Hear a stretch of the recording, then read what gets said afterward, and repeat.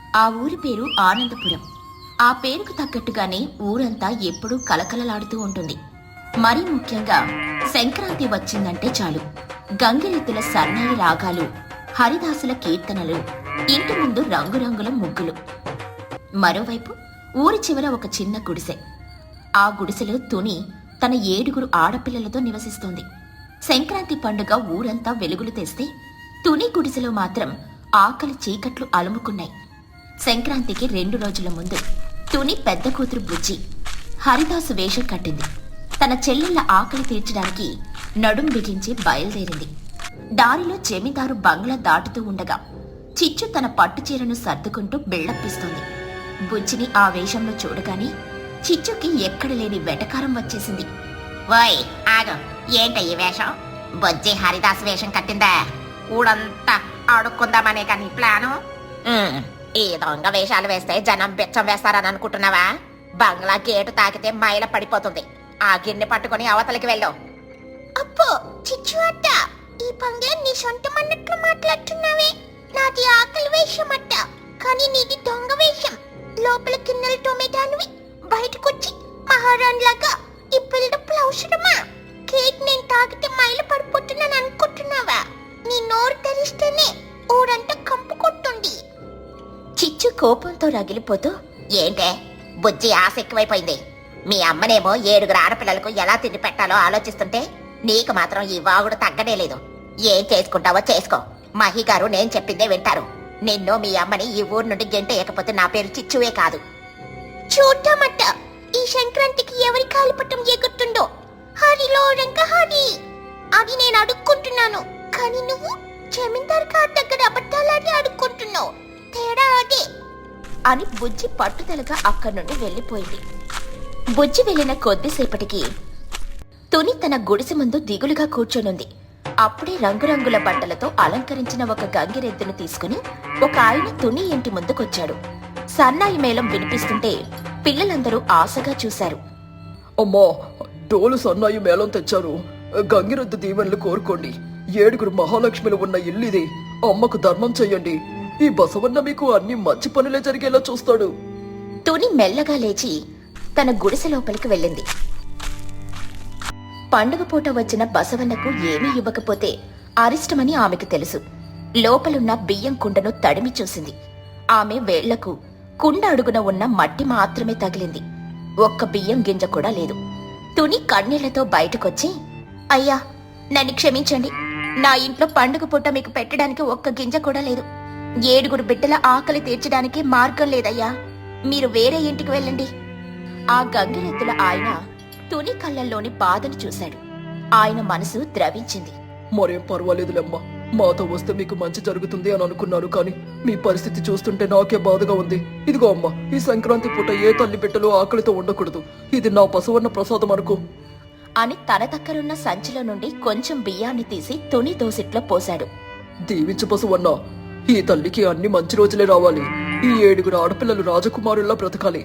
ఈ పండుగ నీ జీవితాన్ని మలుపు తిప్పుతోందమ్మా, ధైర్యంగా ఉండు అని ఆశీర్వదించి వెళ్లిపోయాడు.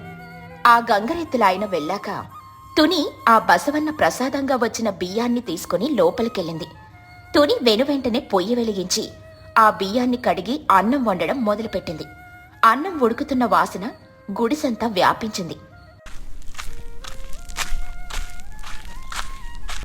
మధ్యాహ్నం వేళ వేడి వేడి అన్నాన్ని విస్తరాకులలో వడ్డించి తన 7 బిడ్డలకు పెట్టింది.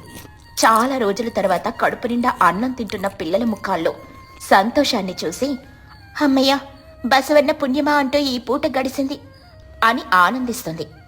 చీకటి పడింది. చలి విపరీతంగా ఉంది. తుని గుడిసెలో 7 ఆడపిల్లలు ఒకరినొకరు హత్తుకుని పడుకున్నారు. తుని మాత్రం ఒక మూలన కూర్చొని పాత కుండలో నీళ్లు పోసి పొయ్యి మీద పెట్టింది. లోపల బియ్యం లేవు, కాని పిల్లలకి అన్నం వండుతున్నానని నమ్మించడానికి ఆమె పడుతున్న తాపత్రయం అది. తుని తన మనసులో, దేవుడా, రేపు సంక్రాంతి, ఊరంతా పిండి వంటలు చేసుకుంటారు. నా బిడ్డలు మాత్రం వట్టి కడుపుతో నిద్రపోవాలా? ఆ చిచ్చు అన్న మాటలు గుర్తొస్తుంటే గుండె తరుక్కుపోతుంది.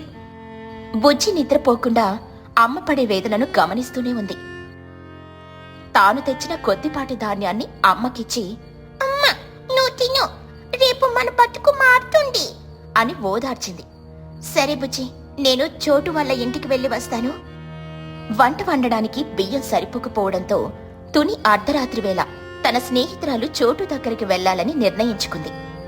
దారిలో జమీందారు బంగ్లా దాటుతూ ఉండగా చిచ్చు మళ్లీ ఎదురైంది. ఏందతోనే ఏ టైంలో దొంగలా ఎక్కడికి బయలుదేరావు? దొంగతనానికా?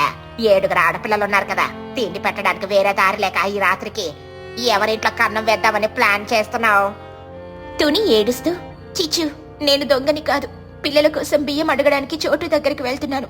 మనం చిన్నప్పుడు స్నేహితులం కదా, ఇలాంటి మాటలు ఎందుకంటావు? స్నేహితులమా? నా రేంజ్ చూడు. ఈ బంగ్లాలో నేనే రాణిని.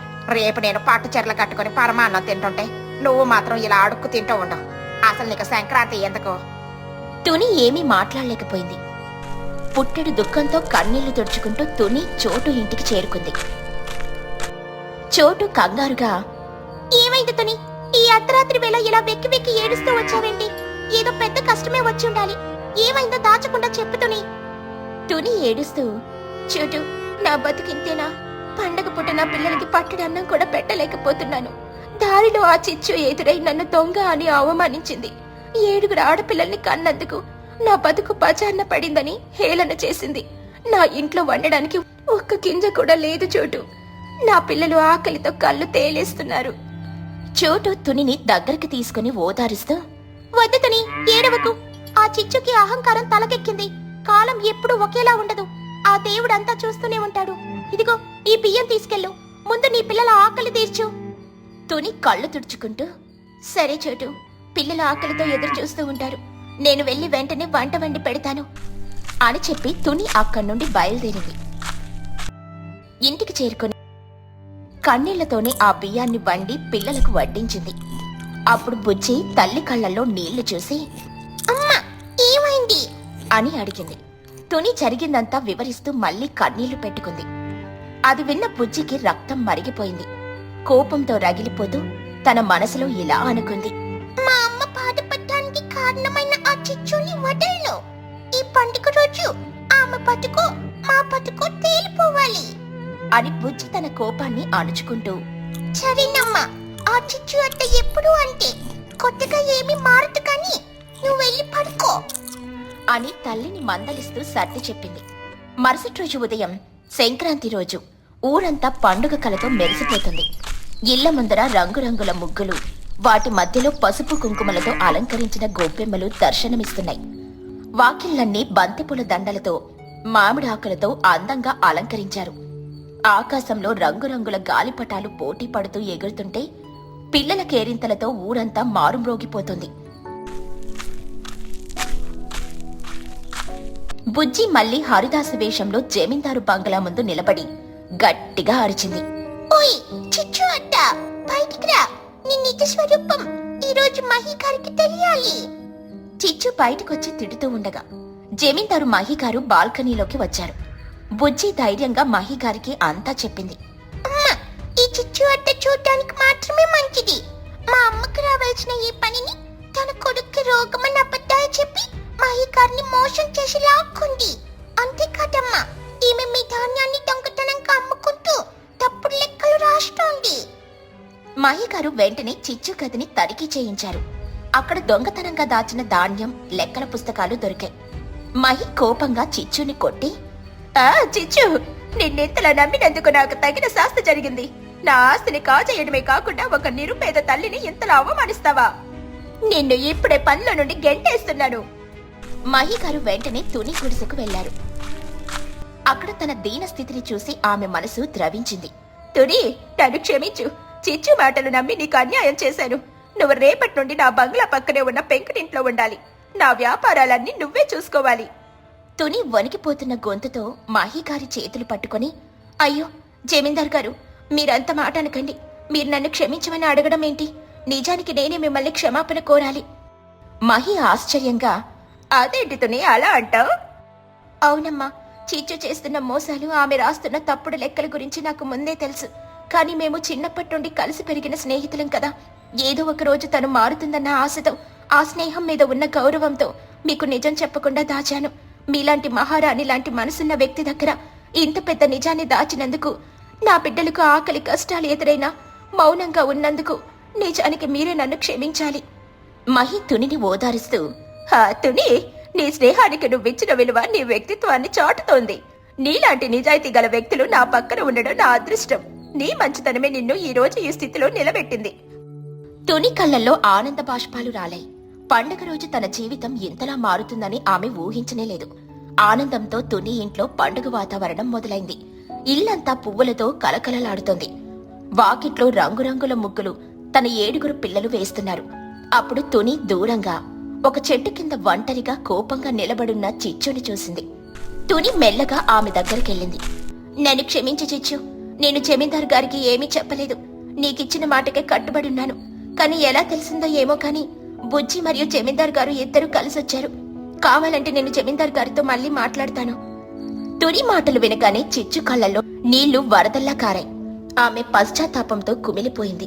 తుని తన మీదున్న కోపాన్ని దిగమింగుకుని తన కోసం మళ్లీ పేదరికంలోకి వెళ్లడానికని సిద్ధపడడం చూసి చిచ్చు మనసు కరిగిపోయింది. చిచ్చు ఏడుస్తూ, నన్ను క్షమించుతోనే, డబ్బు గర్వంతో నేను అలా మారిపోయాను. కానీ నువ్వు నాకిచ్చిన మాట కోసం మళ్లీ పేదరికంలోకి వెళ్లడానికి కూడా సిద్ధపడ్డావు.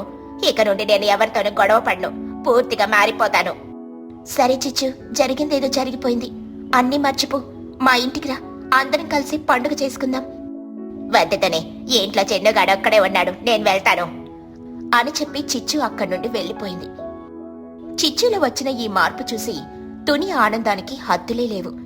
జమీందారు మహి గారితో కలిసి సంక్రాంతిని వాళ్ళ గుడిసె దగ్గరే చాలా సంతోషంగా జరుపుకుంటారు. ఆ ఏడాది సంక్రాంతి తుని జీవితంలో మరపురాని పండుగగా మిగిలిపోయింది. బుజ్జి చదువుకుంటూనే అమ్మకు తోడుగా నిలిచింది. మహి గారి అండతో తుని తన 7 పిల్లల్ని గొప్పగా చదివించింది. మోసం చేసిన చిచ్చు పశ్చాత్తాపంతో తన కొడుకుతో కలిసి ప్రశాంతంగా జీవించసాగింది. చలిలో ప్లాస్టిక్ వాటర్ ట్యాంక్ ఇల్లు. పక్షుల గ్రామం ఒకప్పుడు పచ్చని చెట్లతో, స్వచ్ఛమైన గాలితో కలకలలాడేది. కాని పక్కనే ఉన్న సిటీ నుండి వచ్చే కాలుష్యం, చెట్ల నరికివేత వల్ల గ్రామం పరిస్థితి మారిపోయింది. పక్షులకు గూళ్లు కట్టుకోవడానికి బలమైన చెట్లు దొరకడం లేదు. ఉన్న చెట్లు ఎండిపోయి బలహీనంగా మారాయి. ఈ విపత్కర పరిస్థితుల్లో చలికాలం ముంచుకొచ్చేస్తుంది. ఇల్లు లేక, గూడు కట్టుకోవడానికి పుల్లలు లేక పక్షులు పడే వేదన తుని పిచ్చుక తీసుకున్న వినూత్న నిర్ణయం. అది ఎలా ఊర్ని కాపాడిందో ఈ కథలో చూద్దాం. సాయంత్రం 5 గంటలు. సూర్యుడు ఎర్రగా పొగమంచులో మసకగా కనిపిస్తున్నాడు.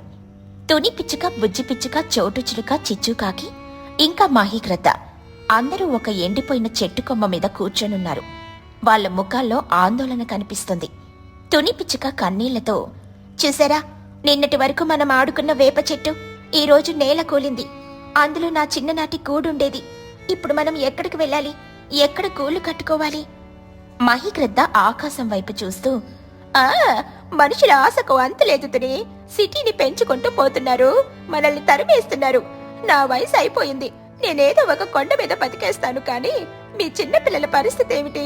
బుజ్జి, బన్ను, చిన్ను, వీళ్ళు ఈ చలిని ఎలా తట్టుకుంటారు? అబ్బా, ఈ దోమి వల్ల నా ఏకలు నల్లగా, చిచి, ఇంకా నల్లగా అయిపోతున్నాయి. నా గ్లామర్ పాడైపోతుంది. మనం వేరే అడవికి వెళ్ళిపోదాం. వేరే అడవి ఎక్కడుంది చిచ్చు? అంతటా ఇదే పరిస్థితి. ఉన్న చెట్లన్నీ పుల్లలు రాలిపోయున్నాయి. గూడు కట్టుకోవడానికి గడ్డి పుల్లలు కూడా దొరకట్లేదు. బుజ్జి పిచ్చుక భయంగా, అమ్మా, నాకు భయమేస్తోంది. రాత్రికి మనం ఎక్కడ పడుకుంటాం? చలికాలం వస్తే నేను తట్టుకోలేను. భయపడికి బుజ్జి, అమ్మ ఏదో ఒక దారి వెతుకుతుందిలే. కాని తునికి కూడా లోపల భయంగానే ఉంది. ఆ రోజు రాత్రి అందరూ ఒక పాత గోడ మీద చలికి వణుకుతూ ఒకరినొకరు హత్తుకుని నిద్రపోయారు. మరుసటి రోజు ఉదయం తుని పిచ్చుక గూడు కట్టుకోవడానికి సామాగ్రి కోసం వెతికింది. కాని ఎక్కడా మంచి పుల్లలు, ఆకులు దొరకలేదు. అంతా ప్లాస్టిక్ కవర్లు, బాటిళ్లు, చెత్తా చెదారం మాత్రమే ఉంది. తుని నిరాశతో ఒక డంపింగ్ యార్డ్ దగ్గర ఆగింది. అక్కడ వేల కొద్దీ ప్లాస్టిక్ వస్తువులు పడేసున్నాయి. ప్రకృతిని నాశనం చేశారు. అంతా ప్లాస్టిక్ మయం. ఒక పాత పగిలిన సింటెక్స్ వాటర్ ట్యాంక్ ని చూసింది. అరే, ఇదేంటి చాలా పెద్దగా ఉంది. దీని లోపల ఖాళీగా ఉంది. గాలి, చలి లోపలికి రావు. గట్టిగా ఉంది. తుని ఆ ట్యాంక్ దగ్గరకు వెళ్లి పరిశీలించింది. అది నల్ల రంగులో ఉంది. పక్కన చిన్న రంధ్రం ఉంది. లోపల వెచ్చగా అనిపిస్తుంది. తుని పిచ్చుక ఆలోచన, మనకిప్పుడు కావాల్సింది అందమైన గూడు కాదు, ప్రాణాలను కాపాడే గూడు. ఈ చెట్లు లేనప్పుడు ఈ ప్లాస్టిక్ ట్యాంకే మాకు ఇల్లెందుకు కాకూడదు? ఇది చూడ్డానికి బాగోకపోవచ్చుకేమో కానీ నా బిడ్డను చలి నుండి కాపాడుతుంది. తుని నిర్ణయించుకుంది. ఆ ట్యాంకుని ఎలాగోలా దొర్లించుకుంటూ ఊరి చివరున్న ఒక సురక్షితమైన ప్రదేశానికి, అంటే రాళ్ల మధ్యకి చేర్చింది. దాన్ని శుభ్రం చేసింది. లోపల మెత్తటి గుడ్డలు వేసింది. బుజ్జిని లోపలికి పిలిచింది. బుజ్జి రా, ఇదే మన కొత్త ఇల్లు. బుజ్జి పిచ్చుక ఆశ్చర్యంగా, అమ్మా, ఇది ఇల్లేంటి? ఇది ప్లాస్టిక్ డబ్బా కదా. మనం పక్షులం, చెట్ల మీద ఉండాలి, కానీ ఇలా డబ్బాలో ఉంటే అందరూ నవ్వరా? నవ్వనివ్వు బుజ్జి, చెట్లు లేని చోట బతకడానికి ఇదే దారి. ప్రాణం కంటే పరువు ఎక్కువ కాదు, లోపలికి రా. తుని పిచ్చుక ప్లాస్టిక్ ట్యాంకులో ఉంటున్న విషయం ఊరంతా తెలిసింది. చిచ్చుకాకి, చోటు చిలుక, మిగతా పక్షులు అక్కడికొచ్చాయి. వాళ్ళు ఆ ట్యాంకుని చూసి ముక్కున వేలేసుకున్నారు. వారి కళ్లల్లో అసహ్యం స్పష్టంగా కనిపిస్తోంది. చిచ్చుకాకి తుని వైపు చూసి అసహ్యంగా ఉమ్మి వేస్తూ, చెచ్చే వాసి దరిద్రులారా, అసలు నీకు సిగ్గు ఎక్కువ ఏమైనా ఉన్నాయా?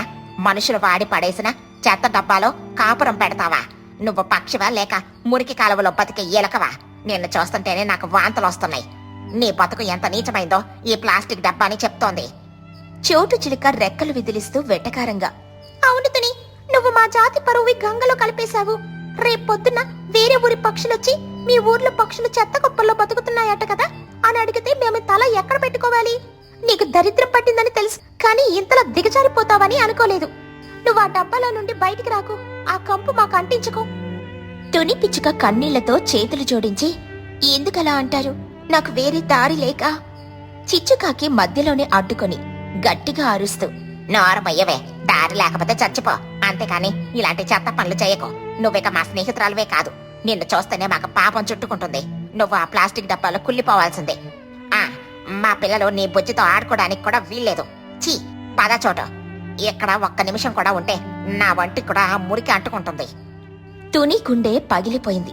తన ఆత్మగౌరవాన్ని చంపేసి వాళ్ళు మాట్లాడిన మాటలు ఆమెను బాకుల్లా గుచ్చాయి. బుజ్జి పిక్కుపిక్కుమంటూ తల్లిని హత్తుకుంది. అందరూ తునిని ఒక అంటరాని దానిలా చూసి వెళ్లిపోయారు. తుని ఆ అవమాన భారాన్ని మోస్తూ మౌనంగా ఆ ట్యాంక్ లోపలికి వెళ్లిపోయింది. డిసెంబర్ చివరి వారం వచ్చింది. ఆ సంవత్సరం చలి చరిత్రలోనే ఎప్పుడూ లేనంతగా పెరిగింది. ఉష్ణోగ్రత -డిగ్రీలకు పడిపోయింది. చల్లని గాలులు కత్తుల్లా గుచ్చుతున్నాయి. దానికి తోడు అకస్మాత్తుగా వడగళ్ల వాన మొదలైంది.